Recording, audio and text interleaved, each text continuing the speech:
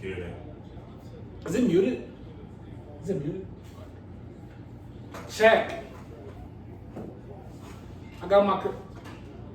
Gotta turn that because they don't know what we was talking about. The meeting what we got next, so like y'all can't see that. We got sponsors might be around, nigga. So. I wish I liked beer. Hey, check. Mic check 1 2 1 2. Welcome to episode 12 of the Keep It Simple Studio podcast. But Nipsey Hussle's talking, so I'm gonna be quiet. Check. Listening after Mayan rules. I think I'm gonna get that Basquiat crown tatted on me. That little Lucian. crown. Hey yo, niggas use that I'm integrated vertically line so much after this came out. Boy, niggas just thought they understood monopsonies, nigga. If I get a promotion, it's gonna be my post. I integrated vertically. I'm gonna do that. Hey man, but now on a serious note, man, season 1, the ups and downs, the preparation, I'm proud of it. But I will say the next season will be exponentially better, and I'm excited for what's next, man. So actually, let me hold on. Check. Welcome to episode 12 of the Keep It Simple podcast. I'm your host, Damo. My pronouns are he, him, his, or nigga. I am here with Lil Money. Yes. I'm here with Little Too Cool. Well, but back to what I was saying, I'm excited for what is down the path. One thing I like to do is I like to look at the things that I was flustered by a year ago. Okay. And laugh at them, frankly, because of how annoyed and worried I was. And knowing what's to come. Yeah. And when I continue to look back at the things that flustered me a year ago at each different stage, I always say, damn, that was trivial. Or damn, I was truthfully worried about that for no reason. I don't know that I look back at that because honestly, yeah, because COVID never scared me. I was more worried about, am I going to be able to perform at work? Where am I going to live at? Like the small things that truthfully worked themselves out in a way that was probably better than I could have imagined. And my living arrangement drastically improved. How I was going to pay for I was worried about how I'm going to pay for this shit because, my promotions on hold, et cetera, and my money exponentially improved after I actually signed the living agreement. I didn't know I was going to pay this rent consistently. Wow, boy. I was like, hey man, the numbers make sense. So, but you know when you get a new bill, like, but then when it's time to pay it, the numbers look different. Like the numbers make sense on paper, but that was that first morning. but that wiggle room wasn't necessarily there. But I mean, like I said, I get in here and then I get a whole new avenue of income that comes up to, and it rivals my primary income. I wanted a new car, and I was wondering how the fuck. I remember I was arguing, I might get like a Malibu or like something that was cheaper. I was gonna buy a used Altima or whatever, and I get what I have now. But the things I worried about last year worked themselves out. So, and I got better than what I wanted. Expectations exceeded. So as I sit where I am now, in my career, I wanted to find a way to break into politics and work for. I was like, man, I might get a city councilman job, and y'all know what I work for now. Yes. Like working for who I work for, working with who I work with, working. My namesake. Working, you know what I'm saying, with, doing what I do at my employment, and then being able to sit here with you guys once a week and discuss things that are important and are important to the community. that is something that I'm grateful for, but also more than my gratefulness, it gives me a lot of pride in what I'm going to be in the future. And the things that worry me today, I know in a year, and worry us today, I know in a year we'll look back and be like, okay, that was just or that was this. Like, I can't believe we couldn't get this right, or that this couldn't get done right. And now, look at how many things we juggled, etc. And that's not to trivialize where we're at now. So please don't misunderstand me as trivializing people's feelings, people's respective folks' topics. That's not what that point is. My point is that as long as we wake up tomorrow and we continue to get at it, once we get it right, you almost will never get it wrong again. As long as you're sincere about it. So I want to say to y'all, I appreciate y'all for being annoyed by me and answering my phone calls when I say, I want to do this podcast thing and y'all coming in here. It's been a weird and fun ride, but I'm excited for what season 2 looks like. Yeah, it's been fun, man.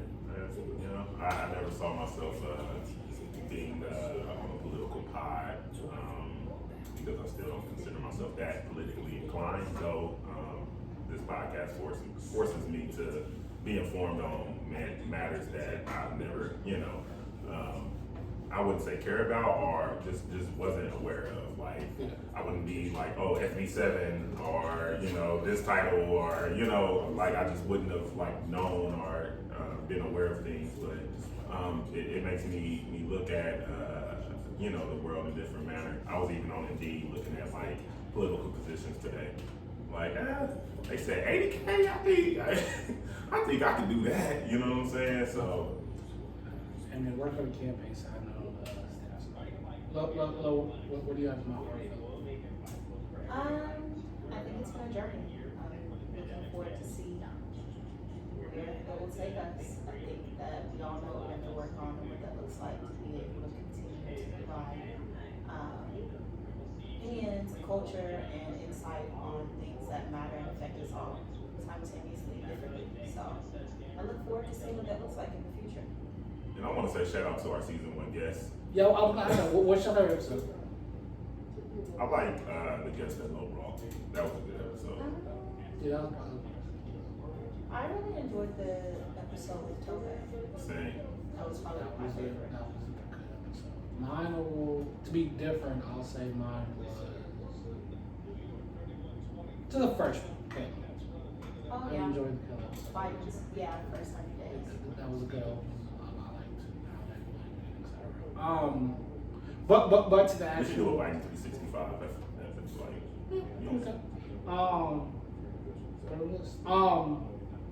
So to get to the actual meat of this episode and not just like have a whole fest. I wanted to ask you all this. And I'm assuming I know the answer to this question, but I want like y'all to expand on it. Do you think the average American voter understands political strategy the way they talk about it? No. Could we hear people say he wants, specifically, let's go back to the negotiations for the second stimulus bill, the one where folks got 600 right before the election last year. And I heard a lot of people say that Nancy Pelosi got played, that she was not strategic enough politically, Ask for more money. et cetera, et cetera. I remember specifically people calling out Nancy Pelosi, who, in my opinion, is probably one of the most prolific legislators in the last century. I'm not going to listen to my head. Ted Kennedy. And John Biden, too. But Nancy Pelosi is probably one of the most prolific legislators of the last century. Her run as a member of Congress and as Speaker of the House has been amazing. She has passed some great pieces of legislation.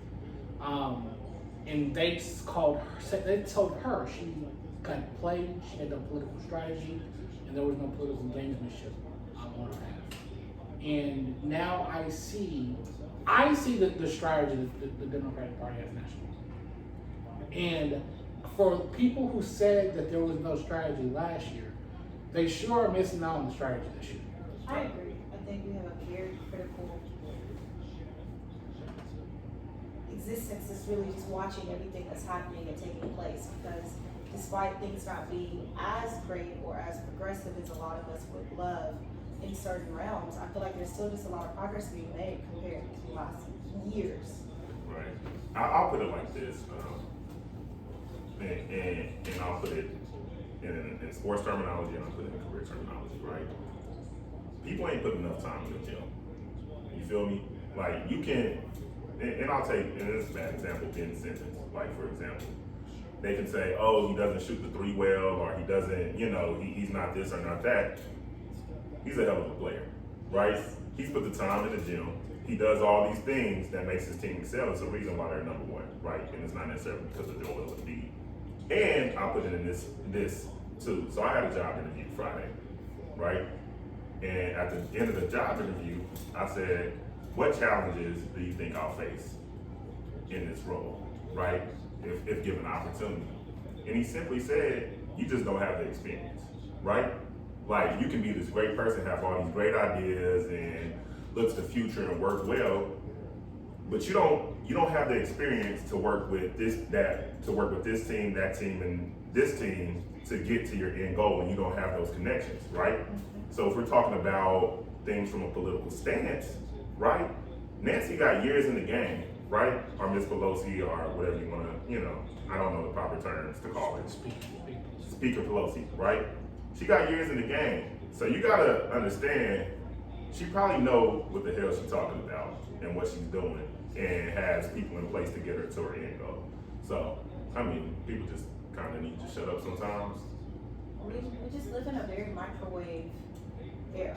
People think that they can just put things in and get immediate results out just because that's what they want, despite what history has shown us, despite what changes or challenges come forward, but it's not supposed to be just here and there. I mean, there are things to critique, there are things to be upset about, but there are things also to celebrate, to be able to take pride in now that we're on this other side of what the last few years has looked like. So I think it's really give and take. It's spooky though, it's a lot changing, it's a lot going on that's kind of has everybody's eyes looking and watching, from the changes with abortion mandates that are going in different states, the mask mandates, the changes with gun laws, and everything's just kind of changing. And some of it's, not just ideal for your average safe American, but it's still happening left and right. So I think you're right. And let's hold up on that conversation. To the point you made earlier, niggas don't watch the film. That's true, I had a film session today. Like niggas is not trying to watch film, to be honest. Like niggas go to the gym. Yeah. That's and because you go to the gym, you know what a good jump shot is like. So you can comment on The form. a form. You Release point, maybe. Yeah, like you can talk about dribbling and like how you're supposed to roll properly. But you see that nigga in the corner that was wide open? Like you might even be able to talk about passing, and you might understand the basic concept of an offense. But you ask the average NBA fan what a hedge is on pick and roll defense, they're not gonna know. Like you ask the average NBA fan. I only know this because I'm like that much of a basketball nerd where I sit and watch YouTube film. I'm goofy like that. Like niggas don't. So like, but when you do that, and I'm watching like on YouTube, you watch it with actual coaches, so your level of it is even different from mine. Yeah. But like, I'll watch basketball like, oh, they're playing drop coverage on that screen. They probably should be hedging, so like, because they don't need to switch. Because if you switch, then the big man's gonna be taking advantage of one by the guard, because that big man has a lot of ability. So they should probably hedge instead of switch. I'm thinking like that, because that's the way my mind is shifted slightly, because I'm a nerd and I watch YouTube. Mm-hmm.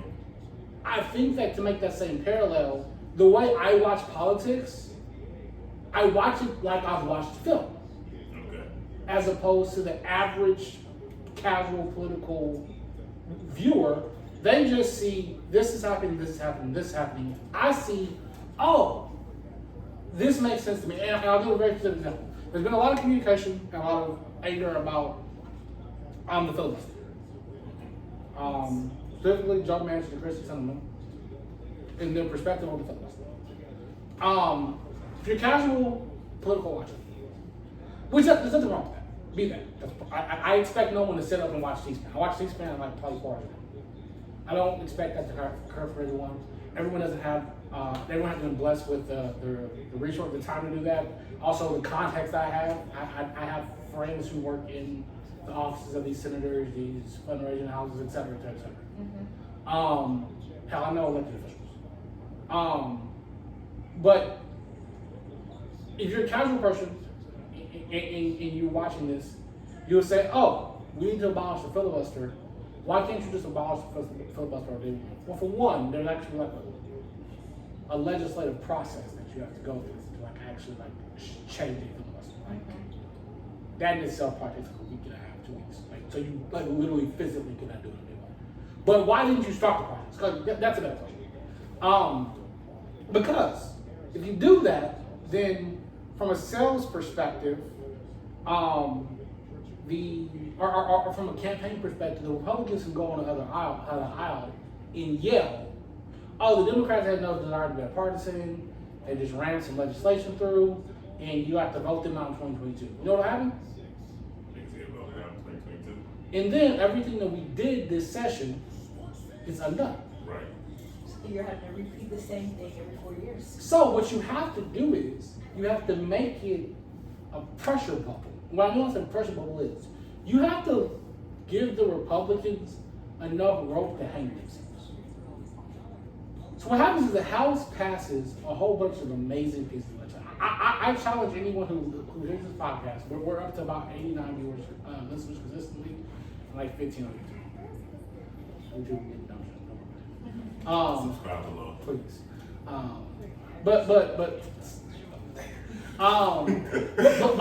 But I challenge you to go look at what has been introduced, came into committee, and is scheduled to be voted on or has already been voted and passed in the House.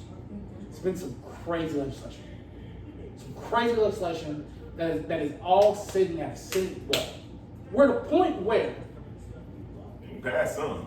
we're at the point where if you're in the Senate, or the Senate is standing between two different infrastructure bills, one that's soft infrastructure, like education reform or education expansion, universal pre-K, Who's over teacher, et cetera. That's That's not Marsha. Give me a second. You get the Physical American Jobs Act, which is like the physical infrastructure is going to go roll with public jobs on the streets. You're going to HR 1 is sitting up against the Senate filibuster.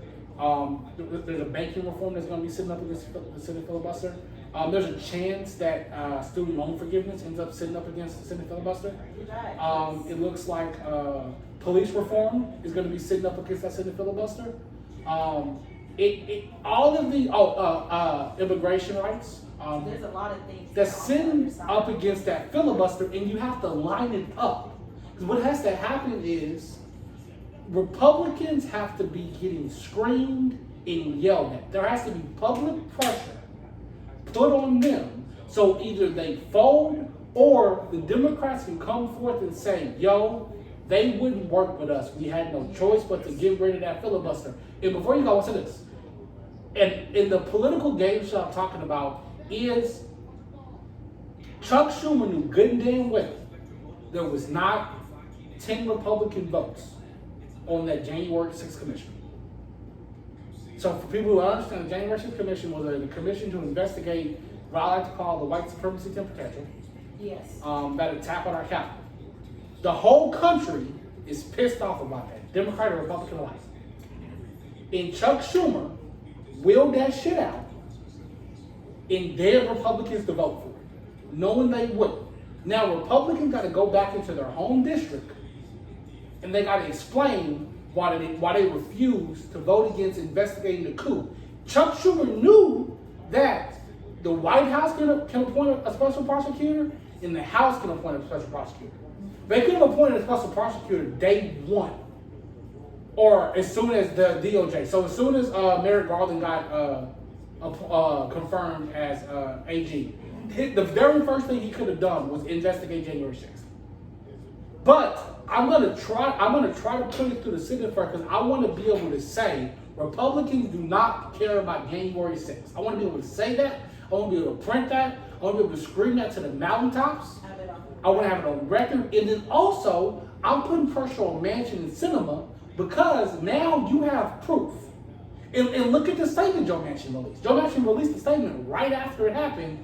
I can't believe Republicans didn't vote for this. Like, there's no hope for bipartisanship anymore. So now Joe Manchin, who's in actually a red state, can go back to his red state voters and say, yo, I tried to work with Republicans, but they wouldn't. If you don't see the gamesmanship, it's because you're not watching film. I was going to bring it back to sports. So just to keep it in layman's terms, because this is keep it simple, right? If you played sports or been around sports, you know what the full court press is, right? Yes.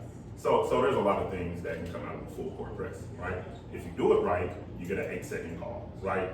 Like, you only got 8 seconds, right? You got a certain amount of time to get the ball over the court, right? Or you turn the ball over. Or in the full court press, you have a trap, right? So you're trying to trap them. Or they just turn the ball over, they throw it away, right? So I think what you're saying, Donald, in layman's terms, is that they're running the full court press. They're running the full court press.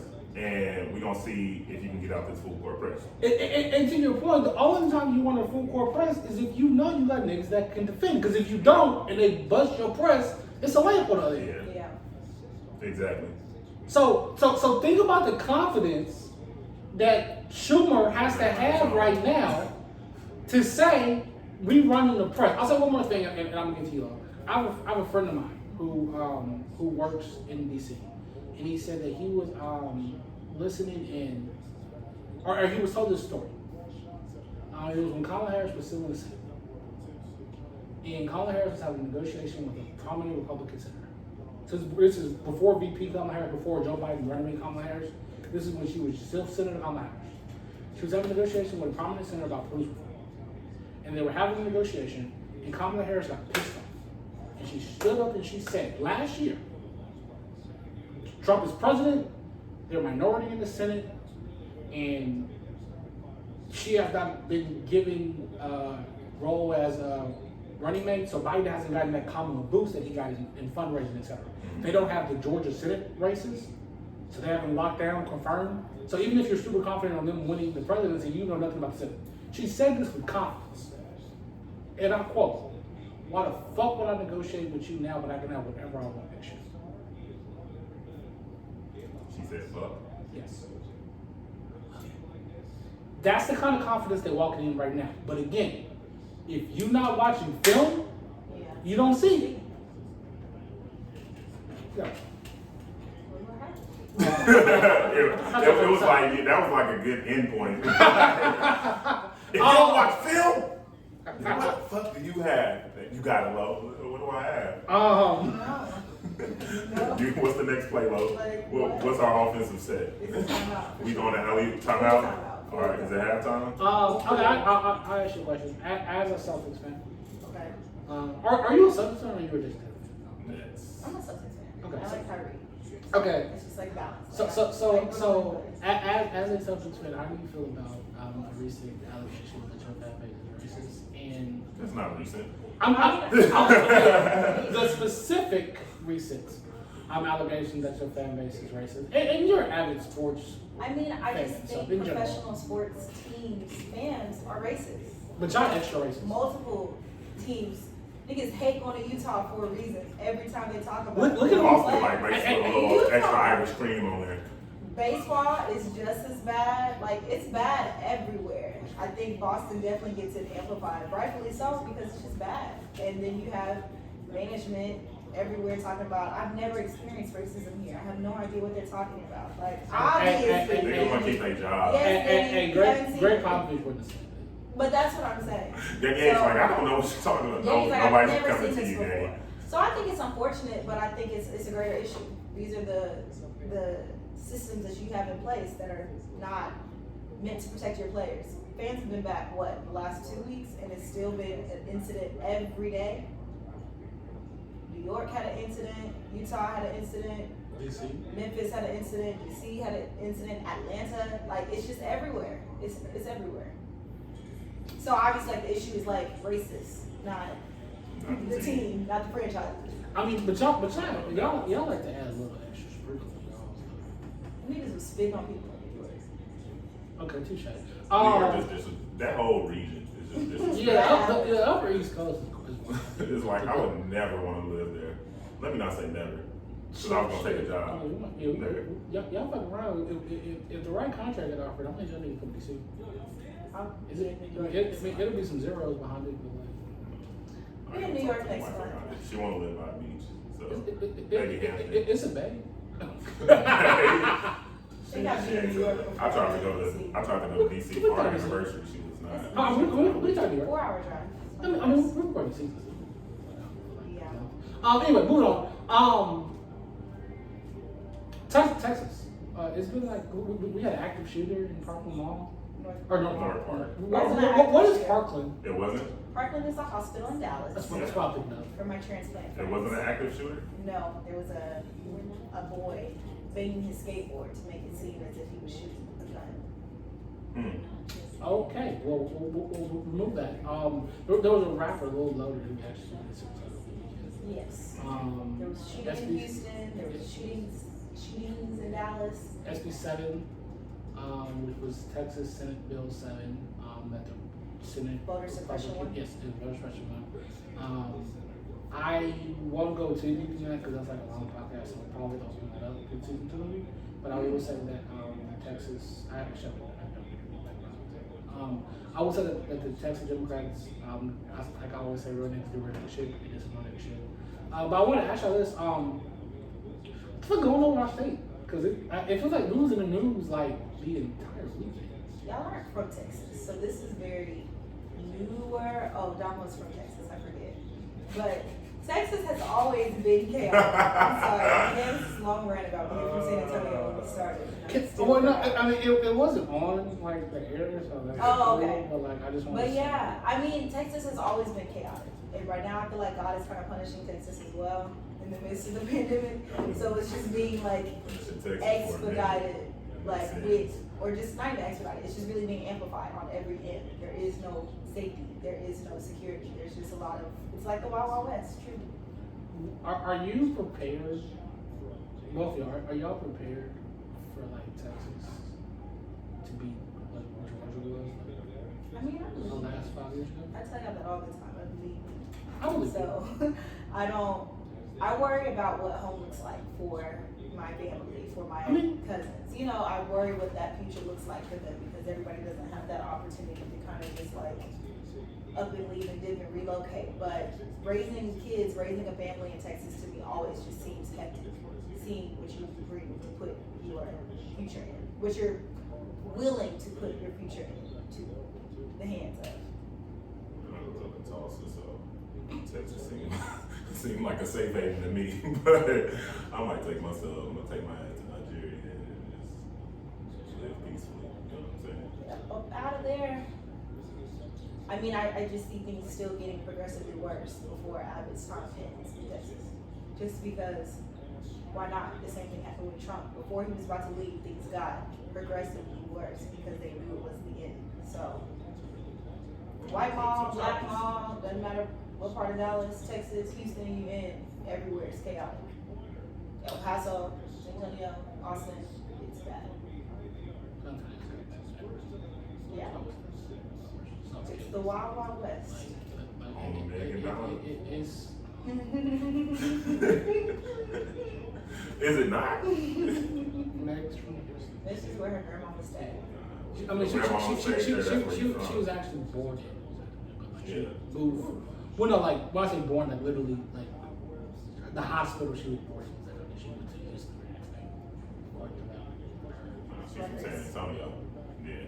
Nah, I mean, you're from a combination of where your family from, where you're born, and what you play. That's what you got where you're from. That's fair.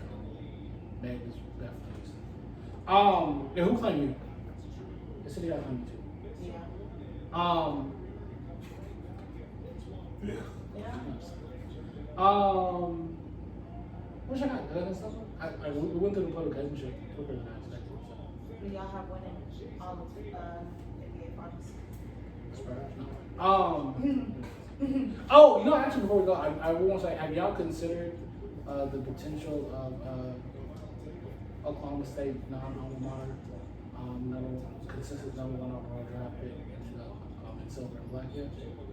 I don't think that's happening. What that would mean for the next 20 years? All I'm saying is, Cade? hey. He's probably going to the city. I mean, it will depend on who wins. Doesn't Houston have the best chance right now?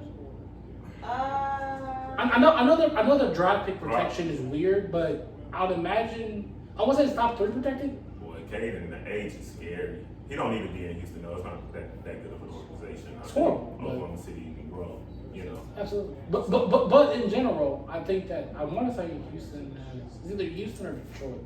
I want to say Detroit, but I don't know. I'm not But sure. whoever wins the lottery, I just want you to know, like, if whatever reason, but because when we won the Tim Duncan lottery, we actually had the 12th best chance. So we've jumped before. I just want y'all to know, like, just prepare. If for whatever reason Cade Cunningham ends up in San Antonio, I feel sorry for you, Nick. That's another 20-year run. 20. That's another 20-year run for niggas, and I apologize. Like, Okay. So who do you have winning it all? I'll go next. I think they have enough talent to overcome shit. I'm taking Brooklyn too. Yeah. They got the shoot. Like, if Joe Harris keeps playing like this. I'm gonna take the winner of Brooklyn versus the Bucks, and I think the Bucks will win that. So no one thinks Eagles come out of the West to win. I don't. Who do you think comes out the West? I mean, I could see That's Dallas kind of doing something, but I don't know if they're gonna like go. Luka got killed, but Luka can't score 50 a night. No. He might be able to score 40 a night. Because who did they play after the Clippers? It would be Somebody that's a killer. I think it'd be Utah, right? Because they're in the top half, right? They're 4-5. Here's the thing: Utah really just Utah's a great team. Like if you watch Utah, They got an amazing bench. they have just a great team. Then you got Jordan, who just mixing things up. Eastside San Antonio, right in the room. He is from San Antonio. Wow. Eastside. This episode has to be titled University of San Tulsa. Antonio, Texas. University of Tulsa, But Eastside. and came to Tulsa. But I just want to be specific because he's not going to be All right. Eastside. He went to Wagner. I just My cousin went to one Wagner. of the best teams. Oh, okay. Yeah. The Lakers, if AD, I can see the Lakers winning if AD's going. Phoenix. Are the Lakers making out of the series? I would just say If the AD Phoenix. is not, I tweeted this today. I said if AD isn't back, then it's a wrap.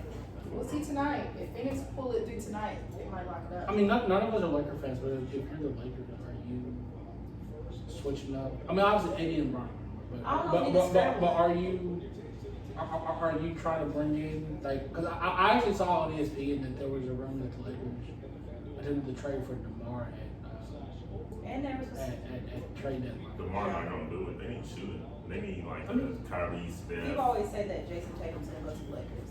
I can see that. I don't know if he would do You it know, now. that. I think he's still. That's a late in your career.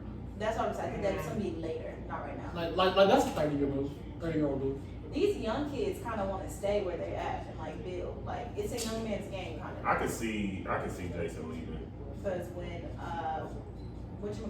Phoenix didn't want to leave for real. Who, Devin Booker? Yeah, didn't like really want to leave. Would you I'm want to like, leave Phoenix? I mean, I'm just saying. in Right there general, by there's LA. just a lot of like Phoenix. these young kids that just kind of like want to figure it out. You know who I could definitely see leaving? Cat. I don't think he want to leave. I don't know if he want He to got the play. bag. Nigga don't even really want to play for real. Yeah, that's bro. Cat. It's a lot of niggas in the league that really don't want to play. I That's think- why they don't really move. Well, no, I think that Cat comes. Cat. Well, no, I think yes, but I think Cat is not a number one. Cat is not number one. I think the Cat. I think if you get Cat in a situation where he can be a 2, that's a championship player. He's Kyrie. Like, I don't think Kyrie. I think we proved that Kyrie is not a number 1. He's like the best version of the number 2 you can get. But I don't think Kyrie's number 1. But anyway, We'll see it. Anything final before we get out of here? We'll leave the fans with for season 5 of season 1. No. We'll see what happens next.